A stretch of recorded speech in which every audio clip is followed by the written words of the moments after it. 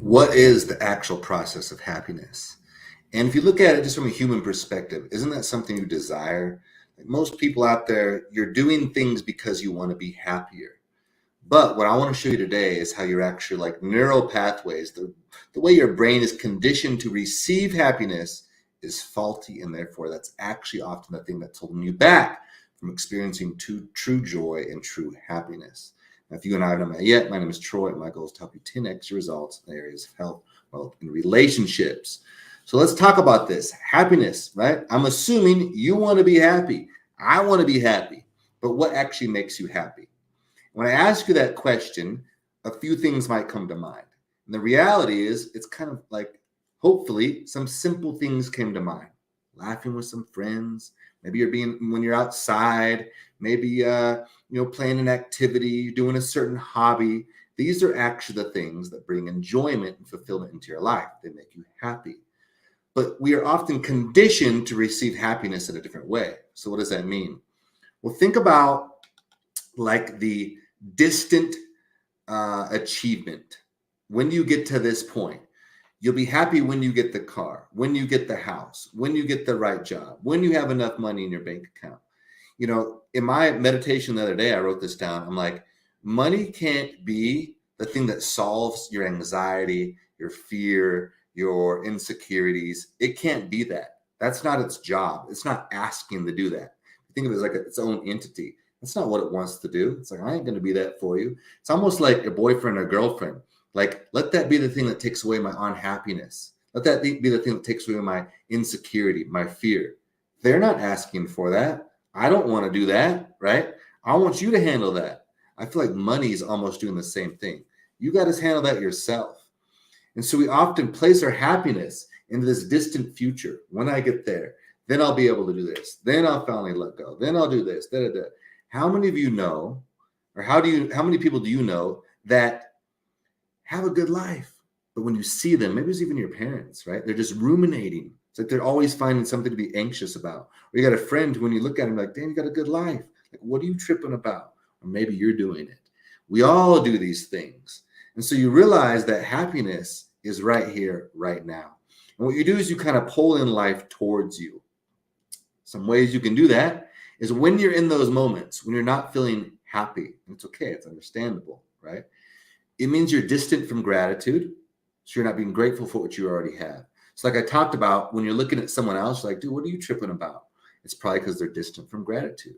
If you're experiencing this, you're not happy, it's because you're distant from gratitude. But I'm willing to bet there's things in your life right now going on, taking place, that one day in the past you would look at him like, damn, if I could just live that way, if I could just experience that, if I could be, connected with these type of people, doing X, Y, and Z, that'd be fantastic. But the thing is, when you get there, you set the bar further.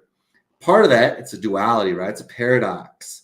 Is okay, that's cool. It challenges you to grow, but you have to bring your happiness and enjoyment right back to the here and now. Okay, so you get grateful again, and you remind yourself of what you're grateful for and why you're grateful for it.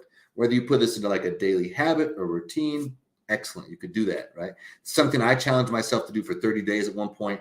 I ended up doing for over 200 days. And I simply wrote down in the morning 5 things I was grateful for and why I was grateful for them. I'm grateful for this because of this. And then in the evening, I'd take like a rock. I don't have a rock here with me, but I'd take like a rock in my hand, like a cool little crystal or something like that, little hippie vibes or whatever. And I'd hold the rock in my hand, and I'd say the things I was grateful for and why I was grateful for them. And I'd set it down next to my bed. It'd be like a reminder. So the next night, I'd get ready. Oh, there's my rock. Go to bed, grab my rock, say my things I'm grateful for. So I'm doing it morning and in the night. And literally what started to happen over time is I'd wake up in the morning, and for a while, I'd be like really clenched and tight. It was like I was embracing to like collide with the day, right? What's going to happen next? Where's life going to punch me metaphorically or literally next? And so finally, it was like I'd wake up and my hands would be a little bit looser, because I was bringing my mind, this conditioning, right? I was conditioning my mind. You can do that. You can condition your mind. You can train your brain. And so I was training my brain, conditioning my mind to think in the morning of gratitude. So I was excited to wake up. And as I'd go to night, my thoughts, my energy would be ingrained in happiness and gratitude. So I was creating this cycle where I was just much more grateful. And then when you're grateful, it's like your energy changes and then things pull in towards you.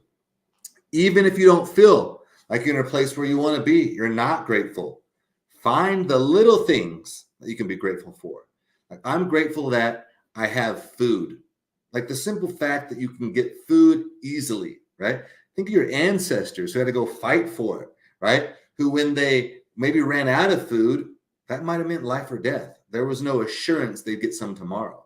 And so you get back to, if that's how far you got to go, you go back to just food, the simple fact that I got food. Maybe it ain't enough of food. I've had plenty of times in my life where it wasn't enough food, but I get like, at least I got something. I'm going to stay alive, right? I got a water, that tap water I can just turn on when I need that, right? You just get down to those basics. Stay there. Stay in that energy. Stay in the energy. You build from there. And so what it's doing, it's getting your mind out of the lack. That distance is what's causing you unhappiness. So you have to collapse the distance. Now, maybe you're like looking the date. Now, the easy thing to take place is you go to the gym, right? And you see the distance. Oh, look at him. Look at her. They're so much more prettier than I am. They're so much stronger. That's the distance. I'm in the gap. So I collapse the gap. Dude, what I got is great. I'm a one of one. I'm unique. And also, I can still work on what I want to like improve, right? Maybe your bank account isn't where you want it to be, right? It's okay. It doesn't define you. At least I got something. I'm moving. I have skill sets. I have a personality. I have like a willingness to learn. Wherever you have to bring it to, you find value in where you're at. And also, you can still move towards those things. But the second you compare, you put yourself again in the gap. So do you see how like that is the thing that we're trying to collapse, is this gap, is this distance. That's what's robbing you of your happiness. So it's comparison, right? Putting off for some moment in the future. Like a lot of people desire to travel. I do too. Sometimes you can't take the trip to Europe for the month, right? Maybe that's what you really want to do, but guess what you can do? You can go drive an hour and check out the cool beach that's near you, or the cool museum that's by you, or the cool forest that's by you, whatever it is. Like you do the little thing first. You baby step your way there. That's an important process. Like literally think about it like in a literal example, a baby has to crawl, then walk, right? And then it can start taking bigger steps and learning to run. It's an oversimplified analogy, but it's reality, right? You are that too. Baby step your way there. And I believe when you can find happiness in these little things, when you can find gratitude in these little things, then it's like you actually get the real thing. But first you have to baby step your way there. You have to develop a palette for gratitude, and it changes your actual energy. Now, anytime you find yourself unhappy or distant from joy or happiness, again, you're in the gap.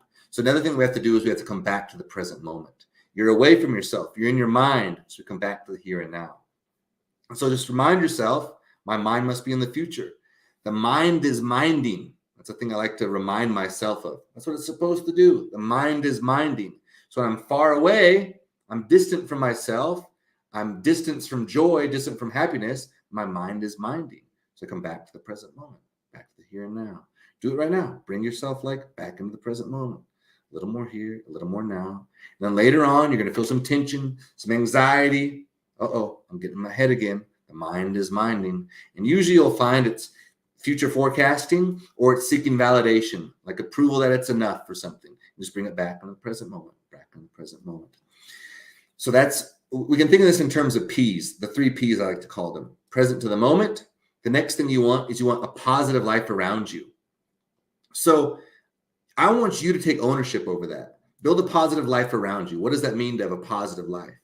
Well, build it. So you build it through your hobbies. Do you have exciting things that you're engaged in? Do your hobbies bring value into your life? I want you to build your life through abundance so you can make choices and decisions from abundant frame. What does that mean? I want you to have options and opportunities. So maybe like socially, you build abundance, meaning that you have hobbies where you connect with people. Maybe it's more than one hobby. Maybe you have certain gatherings you go to. You go out Friday night or Saturday night. Maybe there's certain events you like to partake in. Whatever it is, you start developing a positive life around you. And it naturally brings this like more abundant energy versus a scarce energy.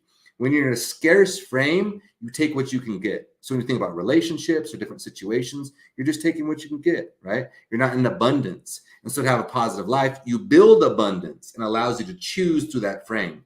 If you have a lot of options, I don't really care. I don't need this. I don't need to do that because I got options. But that's building a positive life for yourself. So what is it that you can add into your life that's going to create more positivity? Even if it's the people you have conversations with. Like, who do you talk to on a daily basis? What kind of energies are you allowing into your environment? Like, one of the things I'll do with my clients is we actually do like an energetic audit. So you think of things that everything that you're energetically entangled with, the city you live in, the house you live in, the people you talk to, the hobbies you're involved in, the job you work in, whatever it is. All of these have energetic exchanges. And then you give a scale or a rate, like a score to it, scale of 1 to 10. So, and you do it from an inward energy and an outward energy. So this gives me this much energy. Like, I go to yoga, right? Yoga takes, let's say, a level 3 of energy. I got to go down there. I got to, show up. I got to get dressed, whatever. It's a level 3. But what I get back is a level 7, let's say. That's a net positive. I will keep doing that, right? Until it's maybe replaced with something better. But maybe there's a certain relationship, right? Anytime around this person, man, they just complain and they harp on this, and they poke fun at me, whatever it is. Man, investing in that relationship is like an 8. It's really draining. And what do I get back from this person? Like a 2. They never compliment me. They don't encourage me. That's an energetic dump. And so I want to get rid of those types of things. And so you do this energetic audit, and it helps you design your life so you have more positivity around you. So you have the P of present to the moment, the P of building a positive life, and the last one is purpose. You find purpose in the things that you do. Now, most people think of purpose as like, I have to have this greater purpose that helps other people. If that comes to your reality, great. If not, don't worry about it. Purpose starts with you. Just building a life that you enjoy. Find purpose in that. And then maybe it branches out into the people around you. I just want to show up with some purpose with the people around me, right? A little more intention, right? It's a good way to think of it. Just a little more positivity here, a little more encouragement there. I'm carrying an intention with my purpose. And then maybe your purpose evolves into your community. And so maybe you're adding value to the community around you. And then maybe one day it evolves into the world. Who knows? But you start with yourself, the closest people around you, your community, and then into the world. And that's how you develop the 3 Ps. So again, present to the moment, positive momentum reality around you, and then finding a deeper purpose. Those are the 3 Ps. So anytime you find yourself distant from happiness, you fall back into those three Ps, and you'll come much closer to being happy. Remember, happiness is about closing the gap. The distant future is the thing that is stealing your joy and robbing you of true happiness. So you close the gap and use the tool of the 3 Ps. I hope you found this helpful. I love you so much. I make these videos for you, and I want to see you have a fun, fulfilling life. That's what it's about, helping each other. So make sure you go ahead and like, share, and subscribe right now. Make sure you do that. Next, tomorrow, actually, I'm going to hop on here. We're going to talk about social anxiety and what that actually is and how to kind of work through that and learn from those emotional states. It's a very powerful thing. When your external reality can take you into yourself. So meaning you use the outer circumstances to learn more about yourself and develop who you are. It's a very special thing to do. I believe that is true medicine. Love you so much. And until next time, peace.